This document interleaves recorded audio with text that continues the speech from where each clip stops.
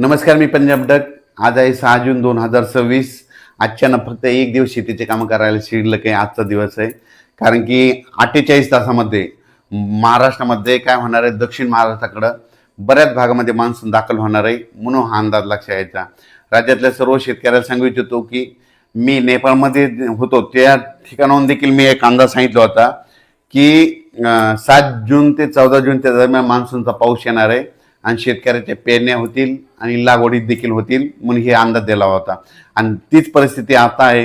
7 जूनपासून ते 14 जूनपर्यंत राज्यात दररोज महाराष्ट्रामध्ये दररोज वेगवेगळ्या भागामध्ये मान्सून दाखल होईल आणि जिथं जिथं ज्यांची ओल भरपूर जाईल, एकीत ओल जाईल, त्यांची मात्र पेरणी सुरू होईल.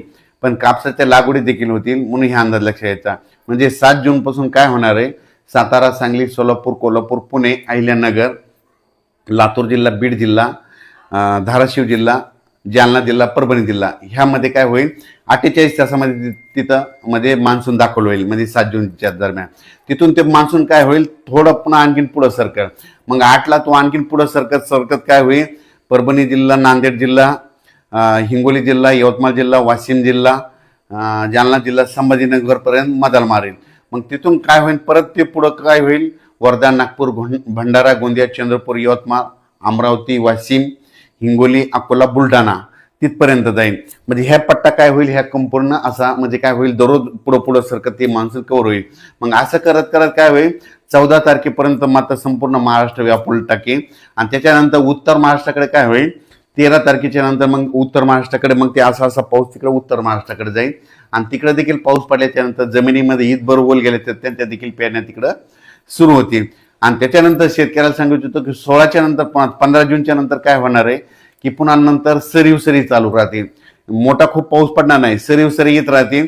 म्हणजे अशा पाऊस जसं मान्सून आल्याच्या नंतर जशा सरी येतात 10 मिनिटाच्या, 20 मिनिटाच्या, 22 मिनिटाच्या अशा सरी येत राहतील.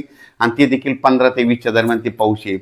पण 20 जून ते 30 जूनच्या दरम्यान परत राज्यामध्ये ज्यांची पेरणी शिल्लक राहिली, कोणी त्या पेरणीमधून वंचित राहिली, मग 20 जून ते 30 जूनमध्ये एक पाऊस येईल. म्हणजे ते काय होईल, 20, 21, 22 जूनच्या दरम्यान ते पाऊस येईल. त्याच्यामध्ये काही जणांच्या शेतकऱ्याच्या पेरण्या होतील, लागवड होतील. आणि 25 ते 29 जूनमध्ये जे पाऊस येईल त्याच्यामध्ये देखील शेतकऱ्याच्या काही लागवडी होतील. आणि त्याच्यातून जर काही शेतकरी उरले तर 10 जुलै ते 15 जुलैमध्ये एक पाऊस येणार आहे.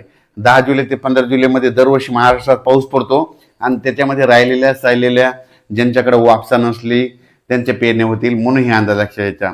शेतकऱ्याला सांगू इच्छितो, तुम्ही काय करा, काल देखील आमच्या गावाला खूप पाऊस पडला. आमच्या परभणी जिल्ह्यात झाला, बीड जिल्ह्यात सगळीकडे जवळपास अहिल्यानगर बऱ्याच भागामध्ये पाऊस पडला. आम्हाला आतापर्यंत 2 पाऊस झाले, पण आमच्या गावची ओल आतापर्यंत फक्त 6 बोट गेली. पण आम्ही आता पेरणी आता सध्या करणार नाही. ज्या दिवशी आम्ही समजा ईदभर ओल जाईल त्यावेळी मी देखील स्वतः निर्णय घेतो आणि मी देखील पोरतो आणि मी तुम्हाला त्याच्या व्हिडिओमध्ये दाखवणारच आहे. पण महाराष्ट्रातल्या शेतकऱ्याला सांगू इच्छितो, पेरणी करताना निर्णय स्वतः घ्यायचा, जमिनीची ओल तपासायची. जर ओल भरपूर गेले तर पेरणीचा निर्णय स्वतः घ्यायचा. धन्यवाद.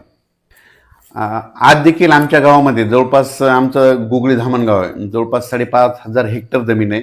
तर जवळपास अर्ध्या गावाच्या लोकांनी जवळपास धूळ पेरणी केलेली आणि मी देखील आज करणार आहे. त्याचा व्हिडिओ तुम्हाला दाखवणार आहे. मी कापसाची धूळ पेरणी करणार आहे कारण की मला माहिती आहे आमच्या गावाला पाऊस येणार आहे म्हणून मी स्वतः डेअरिंग करणार आहे. तसंच आमच्या गावानं लावले, आमच्या बाजूच्या गावानं देखील धूळ पेरण्या केलेल्या आहेत. दरवर्षी आम्ही करतो, आमच्या सक्सेस होतात म्हणून. पण राज्यामध्ये काय झालं की बऱ्याच प्रसार माध्यमातून म्हणले की यावर्षी दुष्काळ पडणार आहे आणि पाऊस पडणार नाही असं म्हणतात. शेतकऱ्याला सांगू इच्छितो, घाबरू नका.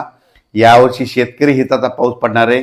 पेरण्या जूनमध्ये होणार आहेत. जूनच्या म्हणजे या जून महिन्यात काही होणार आहेत आणि 15 जुलैच्या आत काही जणांच्या होणार आहेत. म्हणून यावर्षी पेरणीसाठी पाऊस चांगला आहे आणि यावर्षी पिकाला लागल तसा पाऊस पडणार आहे. जूनमध्ये पेरणीचा पाऊस होईल, जुलैमध्ये थोडा जास्त पाऊस पडेल, ऑगस्टला थोडा कमी राहील. पण सप्टेंबर ऑक्टोबरमध्ये असा पाऊस पडेल धुमाकूळ घालेल. काही जे मोठे मोठे धरण तळे ते 2-2, 3-3 दिवसामध्ये पाऊस पडल्यानंतर त्याची ती रिकव्हरी होऊन जाईल आणि त्या तळ्यात देखील पाणी येईल म्हणून हे देखील सांगू इच्छितो. मान्सूनचा पाऊस कसा असतो तुम्हाला सांगतो. मान्सून आता आपल्या इथं तळ कोकणात आज दाखल होईल जवळपास. तिथून आल्याच्या नंतर ते डायरेक्ट काय होतं, मुंबईकडे जातं, मुंबईहून असं महाराष्ट्रात येतो. पण यावेळेस तसं व्हायला नाही. तर यावेळेस काय व्हायला माहिती आहे का, कर्नाटकमधून शॉर्टकट मार्गानेच काय होणार, इथं गरमी असल्यामुळं इकडे ते बाष्प खेचले जाणार आहे, आपल्याकडे गरमी असल्यामुळे ते बाष्प जास्त खेचणार आहे, विदर्भाकडे गरमी जास्त असल्यामुळे ते पाऊस असा तिरकस येणार आहे.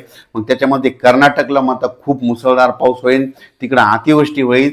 तेलंगणात देखील तशीच परिस्थिती राहते, त्यांनी देखील अंदाज लक्षात येतात. पण कर्नाटक आणि तेलंगणाच्या बाजूला जे महाराष्ट्रातले जिल्हे आहेत, मग त्याच्यामध्ये सांगली जिल्हा, कोल्हापूर जिल्हा, सातारा जिल्हा, धाराशिव जिल्हा, सोलापूर जिल्हा, बीड जिल्हा, लातूर जिल्हा, नांदेड जिल्हा, यवतमाळ जिल्हा, चंद्रपूर, वर्धा, नागपूर ह्या पट्ट्यामध्ये मात्र जास्त मान्सूनचा सुरुवातीला जास्त पाऊस पडणार आहे, म्हणून हे अंदाज लक्षात. दरवर्षी बीड जिल्ह्याला कमी पाऊस पडतो, पण ह्या वर्षी मात्र बीड जिल्ह्याची पेरणी चांगली लवकर होणार आहे. बीडचे कडाष्टी जे भाग आहे, म्हणजे कडाष्टी दोन ते परिसर कर्जत ते असा पट्टा अहिल्यानगरकडे जाणारा, तिथं दरवर्षी दुष्काळ राहतो. पण यावर्षी काय होणार आहे, तिथं पाऊस म्हणजे शॉर्टकट मार्गाने पाऊस येत असल्यामुळे तिथं देखील त्यांना पाऊस पडणार आहे. अहिल्यानगरला दरवर्षी पाऊस कमी पडतो, पण यावर्षी या 7 जून ते 14 मध्येच अहिल्यानगरचे चांगले ओढे नाले खळखळून वाहणार आहेत, म्हणून त्यांच्यासाठी आनंदाची बातमी. परभणी जिल्हा, बीड जिल्हा, लातूर जिल्हा, नांदेड जिल्हा ह्या पट्ट्यात देखील काय होणार आहे, चांगला पाऊस पडणार आहे, म्हणून ह्या परभणी, बीड त्यांच्यासाठी आनंदाची बातमी. 7 ते 14 मध्ये पाऊस पडणार आहे. पहिल्या दिवशी एक 7 तारखेला सगळीकडे जाणार नाही, दररोज वेगवेगळ्या भागात मान्सून असा दाखल होतो, एकदा सगळीकडे होत नसतो. जसे जसं मान्सूनला तशी गती भेटेल ती वाऱ्याच्या नुसार त्याची गती ठरलेली असते, म्हणून हे लक्षात येतं. त्याच्यानंतर विदर्भामध्ये वर्धा जिल्हा झालं, भंडारा जिल्हा झालं, गोंदिया जिल्हा झालं, चंद्रपूर, यवतमाळ, वाशिम, हिंगोली, अकोला, अमरावती, बुलढाणा ह्या परिसरात देखील काय होणार आहे, चांगला 7 ते 14 मध्ये पाऊस पडणार आहे. 7 तारखेला काही भागात दाखल होईल, त्याच्यानंतर 8ला पुढे सरकन 9 असं 10, 11, 12, 13 करत सगळीकडे ते पुन्हा विदर्भातले 11 जिल्हे व्यापून टाकेल. आणि विदर्भामध्ये शेतकऱ्याची ईद बरोबर गेली तर त्यांची देखील पेरणी सुरू होईल, म्हणून हे देखील सांगू इच्छितो. त्याच्यानंतर जळगाव जिल्हा, धुळे जिल्हा तिकडे काय होईल, थोडा उशिरा पाऊस जाईल, पण जळगाव जिल्हा, धुळे जिल्ह्यामध्ये तिकडे देखील पाऊस पडणार आहे. तिकडे 10, 11च्या नंतर तिकडे देखील पाऊस पडणार आहे.